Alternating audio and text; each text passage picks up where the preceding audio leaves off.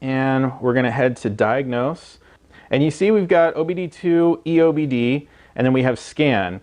Over here, this is going to be basically the generic mode where you enter into the OBD2 global mode that's going to give you the same data basically on every car that you plug this thing into.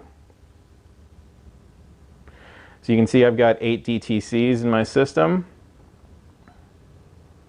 And here you can just read codes just like with any other code reader. We're going to tell it what car it is. And you see we've got a generic misfire, evap leak, fuel trim codes. You know, you can see it gives you the code up here, it gives you a definition. You can erase the codes. IM readiness is just going to tell you about the readiness monitors, whether they're ready or not, whether you can actually, you know, get your car passed through admissions. DataStream is going to be live data, and let's give you an idea of what you see in there. Basically, these parameters are the global OBD2 parameters. You get these on every car. Coolant temperature, fuel trims, engine RPM, vehicle speed, ignition advance. Again, these parameters are available on all cars, and lesser scanners that will let you do live data, these are the parameters you get. And they're helpful, and you can graph some of those items. The place where this tool kind of loses a little bit of points, in my opinion, is in the graphing capability. I don't think we're going to be able to do this without the engine running. We're not going to be able to see much. But this graph, you're able to graph 4 parameters at a time, and the graph is actually a little bit hatchy, and it's a little bit too zoomed out in order to really be very usable. I'll come back to this later on in the video. We'll start the car up later on in the video, and I'll show you kind of I'll show you the O2 sensors and what those look like. But that's the only weak point of this tool, in my opinion. But as far as reading information, it's actually really great. So this is just the generic OBD2 stuff. You can get this same software is available on so many scan tools. Basically, I don't know if it's Launch that is actually leasing out the software to other companies, or if Launch is making all of these tools, or what. I mean, these are all made in China things, and you know, with China, things just kind of get stolen, and you know, products end up making it out the door. So who knows what's actually valid or not? But this same software is available on so many scan tools these days. Anyway, in the scan section, this is where you actually get access to Launch's professional level software. It's still limited. You don't have as many options as you get if you were to buy their professional level scan tool, which costs over $1,000. But here since I have a BMW, let's check out what their BMW software lets me do. So I have a non-X3.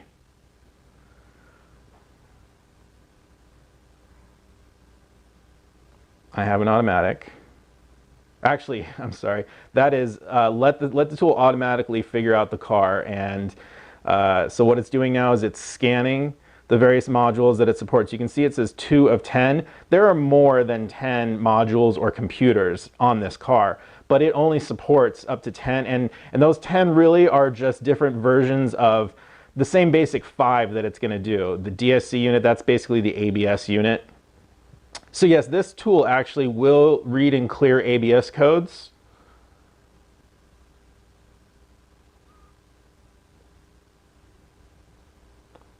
You saw steering angle sensor, transfer case,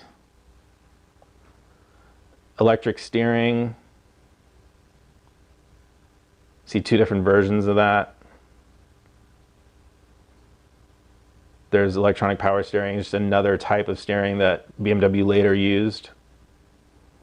So what this will not do on modern BMWs is it will not clear or reset the electronic parking brake. There is a higher model, the CRP129, I believe, that will be able to do that. But yeah, these are the 5 basic things that it seems to support. DME is the engine computer, EGS is the transmission, the ABS DSC unit, that's obviously the ABS unit, steering angle sensor unit, and then the airbag sensor unit. So it does airbags and it does ABS.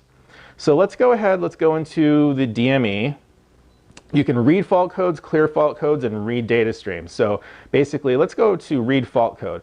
We're going to get the BMW error codes for basically for what's wrong with the car. You see I have 10 codes here, whereas I had only 8 in the global OBD2 mode.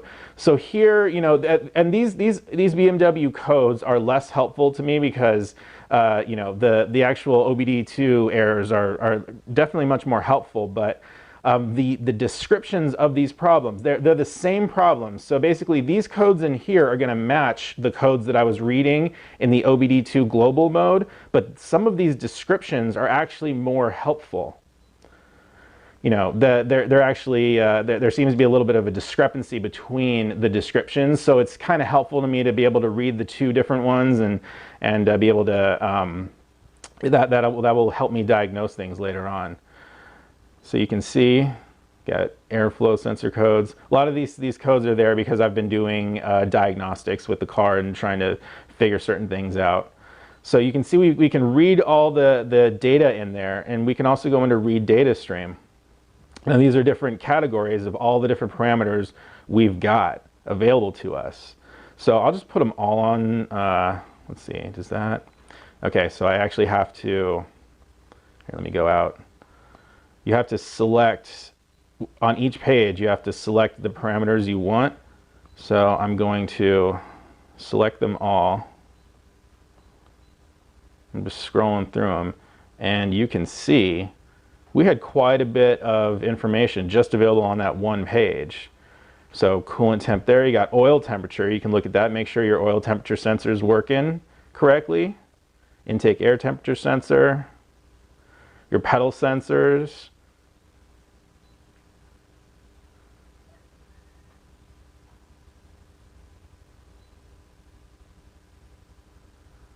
ambient air pressure, that's coming from the mass airflow sensor, I believe.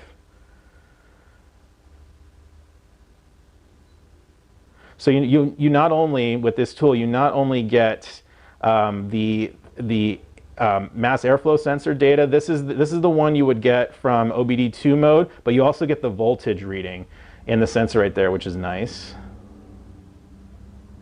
Injection duration, battery voltage, your knock sensor signal. So you can see how you've got just so much more data available to you. We'll just go through these. Air adaptation without driving position. Smooth running values. That's going to be your misfire counters. So you got misfire counters. Engine idle, engine part load. Brake test light. Brake test switch, light switch, clutch switch. So lots and lots of different information available in this tool.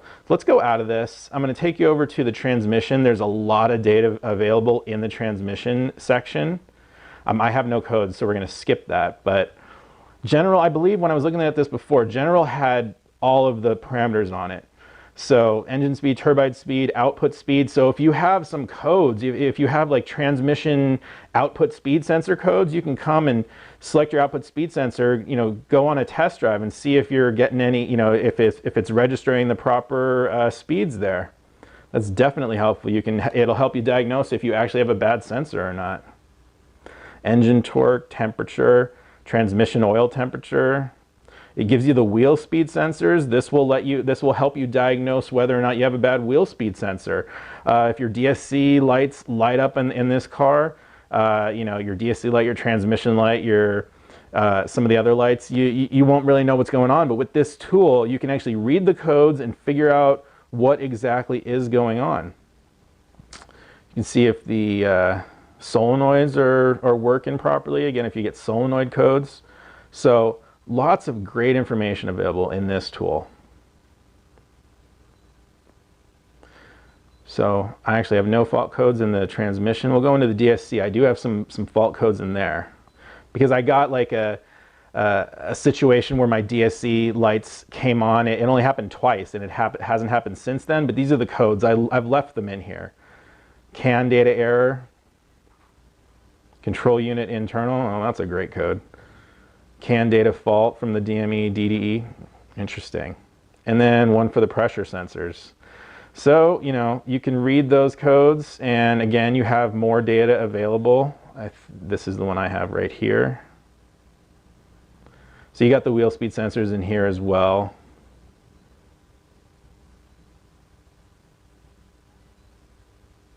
Okay, I think that's the end of the page there. And then the steering angle sensor. I don't believe you're going to be able to calibrate the steering angle sensor, but you can clear the faults from it and you can read the data. And there's only one data parameter available. It's just the angle, the steering angle. And then airbag codes. You can read your airbag memory and clear it out. So if you have an airbag light on, you can actually get rid of that airbag light, or at least find out what's causing it if that airbag light keeps coming back. So lots of information available in this mode. Really pretty cool. Okay, let's go ahead, let's start the engine. I'm going to get the graphing going of the O2 sensors. Just let me show you the one thing that lets me down about this tool. We'll go into global mode.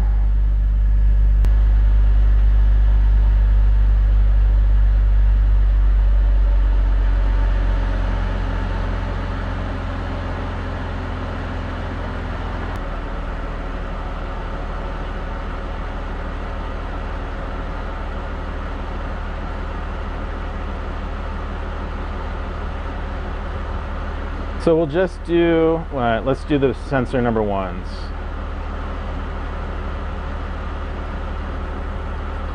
So these are the pre-cat O2 sensors, and they should just be cycling up and down between 0.8 and 0.1 volts.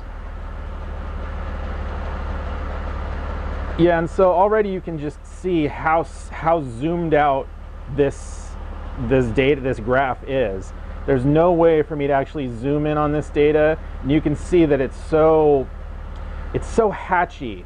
Basically, the drawings are just not very clean. They're not really very easy to look at. You can't really tell anything by looking at this graph right here. So unfortunately, this is the only thing that disappoints me about this scan tool. If only this was better, this would be a great scan tool. But other than that, the ability to read data and all that extended data is going to come in really handy when diagnosing a lot of different things. So here are all the different cars that it would actually support. I'm just going to page through these for you.